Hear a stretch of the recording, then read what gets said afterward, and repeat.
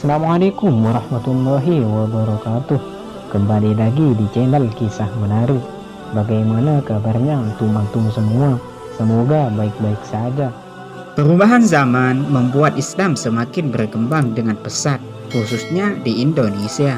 Meski Rasulullah sudah wafat sejak 1433 silam, namun itu tak menyurutkan langkah untuk membangun Islam agar semakin berkembang, terlebih di era globalisasi sekarang ini, di mana zaman sudah berkembang dengan pesat, membuat agama Islam juga ikut berkembang seiring dengan berkembangnya zaman. Di samping itu, ada peran penting ulama yang membuat Islam sampai kepada kita, khususnya di Indonesia, terlebih di Pulau Jawa, yaitu dengan adanya Wali Songo. Wali Songo atau Wali Sanga dikenal sebagai penyebar agama Islam di tanah Jawa.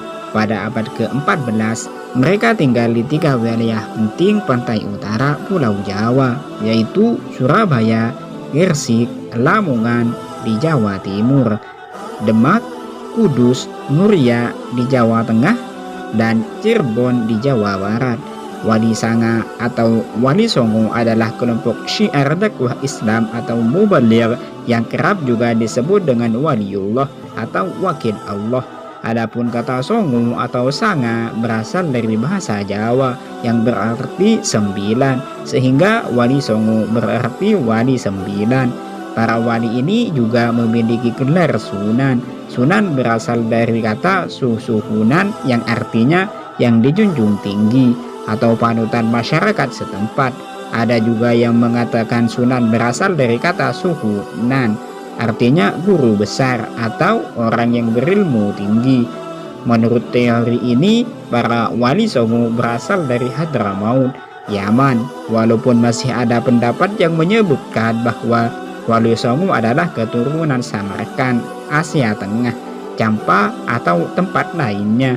Namun tampaknya tempat-tempat tersebut lebih merupakan jalur penyebaran para mubaligh daripada sebagai asal muasal mereka yang sebagian besar dari kaum Syed atau Syarif, yaitu keturunan Nabi Muhammad.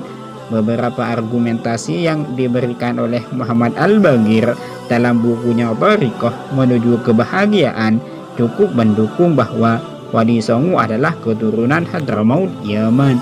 Selain itu, Van den Berg, Islamolog dan ahli hukum Belanda yang mengadakan riset pada tahun 1884 sampai 1886 dalam bukunya Le Hadramaut et el Colonies mengatakan, adapun hasil yang nyata dalam penyiaran agama Islam ke Indonesia adalah dari para sayyid atau syarif.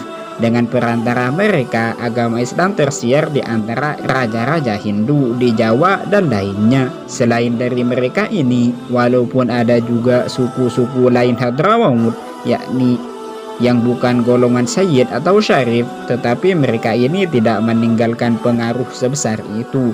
Hal ini disebabkan mereka kaum Sayyid atau Syarif adalah keturunan dari tokoh pembawa Islam, yaitu Nabi Muhammad SAW. Selain itu, Van den Berg juga menulis dalam buku yang sama, pada abad ke-15 di Jawa sudah terdapat penduduk bangsa Arab atau keturunannya, yaitu sesudah masa kerajaan Majapahit yang kuat itu. Orang-orang Arab bercampur dengan penduduk dan sebagian mereka mempunyai jabatan-jabatan tinggi. Mereka terikat dengan pergaulan dan kekeluargaan tingkat atas. Rupanya pembesar-pembesar Hindu di Kepulauan Hindia telah terpengaruh oleh sifat-sifat keahlian Arab. Oleh karena sebagian besar mereka berketurunan pendiri Islam, Nabi Muhammad SAW, orang-orang Arab Hadramaut membawa kepada orang-orang Hindu pikiran baru yang diteruskan oleh peranakan-peranakan Arab mengikuti jejak nenek moyangnya.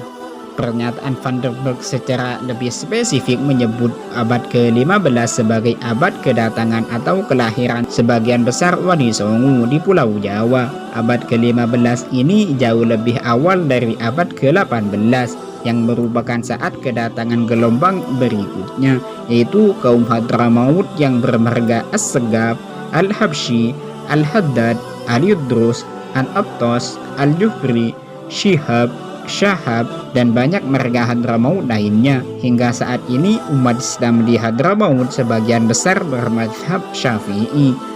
Pengalaman mazhab Syafi'i dengan corak tasawuf dan menghormati Ahlul Bait seperti mengadakan perayaan Maulid Nabi, membaca diba dan bersenji, beragam sholawat Nabi, doa Nurun Nubuwah, dan banyak amalan lainnya. Kitab fikih mazhab Syafi'i Fathul Mu'in yang populer di Indonesia dikarang oleh Zainuddin Al-Madibari dari Malabar. Isinya memasukkan pendapat-pendapat baik kaum fuqaha maupun kaum sufi. Hal tersebut mengindikasikan adanya kesamaan sumber, yaitu Hadramaut. Karena Hadramaut adalah sumber pertama dalam sejarah Islam yang menggabungkan fikih Syafi'i dengan pengamalan tasawuf dan penghormatan terhadap Ahlul Bait, yaitu keturunan Nabi.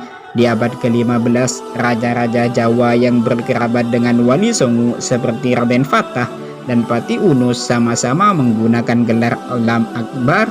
Gelar tersebut juga merupakan gelar yang sering dikenakan oleh keluarga besar Jamaluddin Akbar di Gujarat pada abad ke-14, yaitu cucu keluarga besar Asmad Khan atau Abdullah Khan bin Abdul Malik bin Alwi, seorang anak dari Muhammad bin Syihab Mirbat, ulama besar Hadramaut pada abad ke-13. Keluarga besar ini terkenal sebagai muballigh musafir yang berdakwah jauh hingga pelosok Asia Tenggara dan mempunyai putra-putra dan cucu-cucu yang banyak menggunakan nama Akbar seperti Zainal Akbar, Ibrahim Akbar, Ali Akbar, Nur Alam Akbar, dan banyak lainnya.